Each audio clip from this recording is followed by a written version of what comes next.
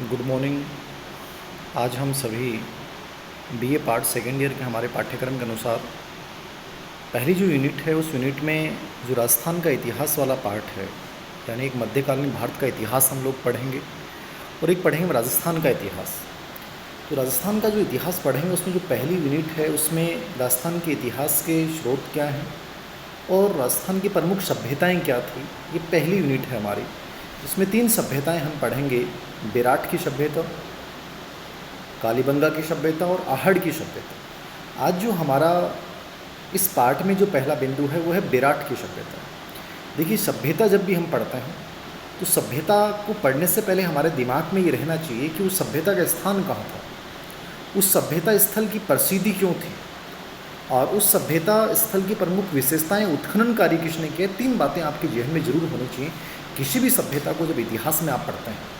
तो देखिए, बेराट क्या है। बेराट एक जयपुर जिला मुख्यालय से लगभग 85 किलोमीटर दूरी पर स्थित एक स्थान है और ये इसका प्राचीन नाम जो था वो क्या था, विराटनगर था। प्राचीन नाम क्या था, विराटनगर।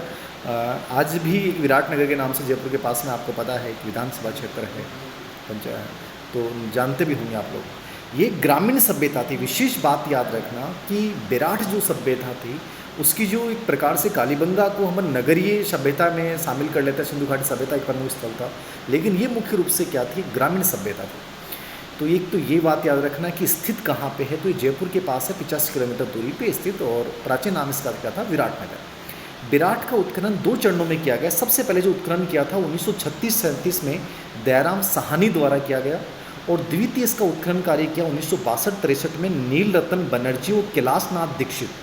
पहला उत्खनन 1936-37 ईस्वी में दयाराम साहनी ने किया और दूसरा उत्खनन किसने किया, 1962-63 ईस्वी में नील रतन बनर्जी और कैलाशनाथ दीक्षित द्वारा। तो आपको मुख्य रूप से याद रखना है दयाराम साहनी ने 1936-37 में इसका उत्खनन कार्य किया।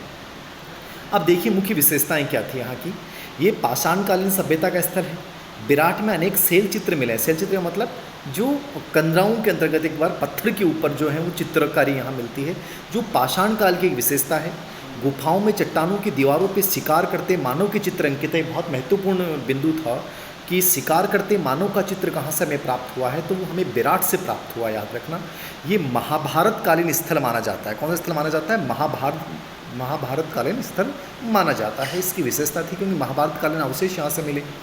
चूँकि महाभारत में अनेक बार विराटनगर का उल्लेख हुआ है, तब माना जाता है कि पांडवों ने अपने अज्ञातवास का कुछ समय यहाँ व्यतीत किया था। आप जानते हैं कि पांडवों को अज्ञातवास की सज़ा दी गई थी और वो अज्ञातवास का जो समय बिताया था पांडवों ने, वो कहाँ बिताया था, वो विराटनगर में बिताया था। विराट में एक छोटी सी पहाड़ी है जिसे भीमसेन की डूंगरी कहा जाता है, जिस पे स्थित भीमताल एक बड़े गड्ढे में पानी भरा रहता है। अभी भीमताल की मान्यता ये मानी जाती है कि जब द्रौपदी को बहुत ज़ोर से प्यास लगी और जब प्यास लगी तो भीम ने क्या किया, चट्टान के ऊपर पत्थर मारा और पत्थर जब मारा तो उससे जो है वो पानी निकला था और उसी पानी निकलने को लेकर आज जो ये ताल कहलाता है वो क्या कहलाता है, भीम ताल कहलाता है। ये उस समय किंवदंतियाँ भी हो सकती हैं, लेकिन पांडवों ने अज्ञातवास यहाँ बिताया था, इसलिए इस स्थान का महाभारत कालीन और बहुत ज़्यादा महत्व माना जाता है। बेराट में बौद्ध स्तूप के अवशेष भी मिले हैं। ये बहुत इंपॉर्टेंट बात है, बहुत बार ये प्रश्न पूछ लेता है, राजस्थान में किस सभ्यता स्थल से बौद्ध स्तूप के अवशेष मिले हैं। तो बेराट एक ऐसा स्थान था जहाँ से बौद्ध स्तूप के अवशेष मिले। बहुत महत्वपूर्ण बात याद रखना कि बेराट से बौद्ध स्तूप के अवशेष मिले हैं। प्राचीन ग्रंथों में विराटनगर बेराट का उल्लेख मत्स्य जनपद की राजधानी में किया गया। ये भी इंपॉर्टेंट बात मान जाती है। मत्स्य जनपद की राजधानी किसे माना गया है, तो विराटनगर को मत्स्य जनपद की राजधानी माना गया है। इसका विस्तार जो माना जाता है वो जयपुर, वर्तमान दौसा और अलवर और भरतपुर तक सीमित था। तो यानी वर्तमान जो विस्तार मानेंगे आप, तो वर्तमान कौन जिले हो गए, जयपुर हो गया, दौसा हो गया, अलवर और भरतपुर हो गया। तो बेराट स्थित बौद्ध स्तूप के अवशेषों का मिलना, महाभारत कालीन पांडवों द्वारा अज्ञातवास बिताना, ठीक है, दयाराम साहनी द्वारा इसकी खोज करना। बेराट से अनेक ऐसी वस्तुएं मिली हैं जो मौर्य कालीन से संबंध रखती हैं। ये भी महत्वपूर्ण याद रखना कि ये बौद्ध स्तूप के अवशेष मिलने के कारण प्रसिद्ध है, मौर्यकालीन सभ्यता का स्थल था और महाभारत कालीन अवशेष मिले। बेराट में स्थित बीजे की डूंगरी से मौर्य शासक अशोक के काल का चित्य मिला है, गोल बौद्ध मंदिर मिला है। जिसे बौद्ध स्तूप या बौद्ध मठ के अवशेष मिले हैं। बहुत महत्वपूर्ण बिंदु है कि मौर्य शासक अशोक के काल का चैत्य मतलब चिता के स्थान में बनाए जाते थे अवशेष, जो एक प्रकार से स्तूप का दूसरा रूप था। हम इसकी चर्चा आगे करेंगे। तो बौद्ध मठ के अवशेष मिलना, बौद्ध स्तूप का अवशेष मिलना, ये सभी बौद्ध धर्म की हीनयान शाखा। हम जानते हैं कि बौद्ध धर्म की दो शाखाएँ होती हैं, महायान और हीनयान। लेकिन जो विराट सभ्यता का जो ये मौर्यकालीन अवशेष मिले हैं वो किससे संबंधित रखते हैं? हीनयान शाखा से। विराट स्थित बौद्ध स्तूप के अवशेष में भाब्रू पहाड़ी से अशोक के 2 स्तंभ अभिलेख मिले हैं, जो ब्राह्मी लिपि में। याद रखना, भाब्रू जो अभिलेख है अशोक का वो कहाँ मिला है? विराट से मिला है।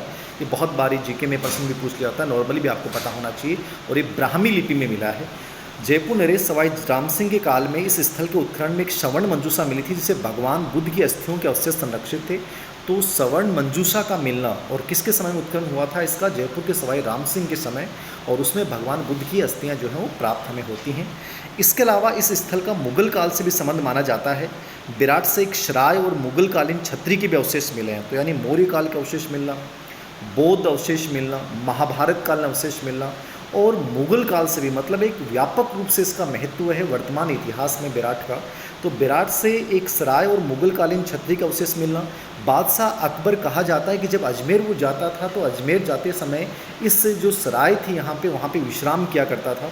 अकबर ने यहाँ एक टकसाल का निर्माण भी कराया। टकसाल मतलब सिक्कों का निर्माण, सिक्कों को जहाँ डाला जाता था, जहाँ अकबर, जहांगीर और शाहजहाँ के सिक्के डाले जाते थे। तो टकसाल का निर्माण भी यहाँ करवाया था मुगल काल से, इसलिए संबंध हो गया।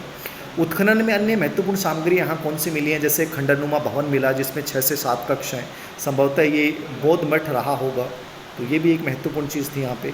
इस भवन निर्माण में यहाँ ईंटों का प्रयोग हुआ है। शंख लिपि के प्रचुर प्रमाण मिले हैं। सूती कपड़े में बंधी हुई मुद्राएं मिली हैं।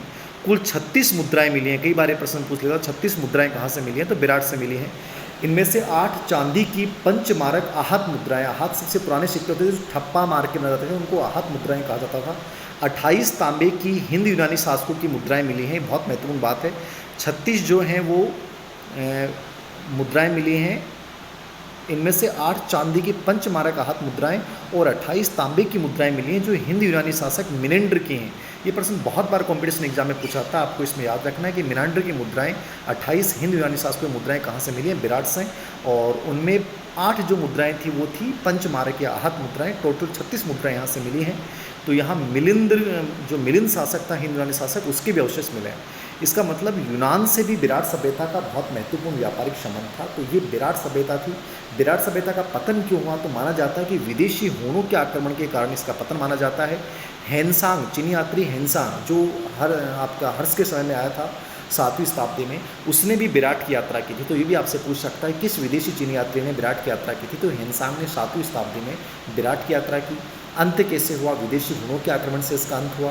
यहाँ का महत्वपूर्ण ऐतिहासिक महत्व क्या है? तो आपको ये बताना है कि अशोक के अभिलेखों का मिलना, मौर्य काल से संबंध रहना, महाभारत कालीन अवशेष मिलना, पांडु के अज्ञातवास के जिससे प्रसिद्ध होना, मुगल काल की यहाँ से वस्तुएं मिलना, हिंद मिलिंद शासकों की मुद्राओं का मिलना, ये अपने आप में इसके महत्व को सिद्ध करता है। बौद्ध कालीन अवशेष यहाँ से मिलना, ठीक है। तो ये बहुत महत्वपूर्ण इसका इतिहास में स्थान माना जाता है। विराट आपको बहुत अच्छे से देख के जाना। छोटा प्रश्न आए चाहे बड़ा है, ये जो मैंने चीज़ें बताई हैं ये पर्याप्त रहेंगी। आप इनको देखने के बाद छोटे प्रश्न पूछेंगे तो ये पूछ सकता है विराट स्थित कहाँ पे है, विराट को उत्खनन किसने किया, विराट से महत्वपूर्ण सामग्री क्या मिली है। और बड़ा प्रश्न पूछेगा तो आपसे पूछ लेगा विराट के ऐतिहासिक महत्व का वर्णन कीजिए। तो आपको पूरा वर्णन जो है ये पूरा का पूरा आपको बताना है। धन्यवाद। आज के लिए अपनी विराट सभ्यता जो है वो यहाँ पे कंप्लीट पूरी होती है। उम्मीद है कि आपको कंप्लीटली ये समझ में आ गई होगी, ठीक है। और इसके बाद अगली जो सभ्यता है वो अपना आहड़ और कालीबंगा सभ्यता की जो अपन चर्चा करें।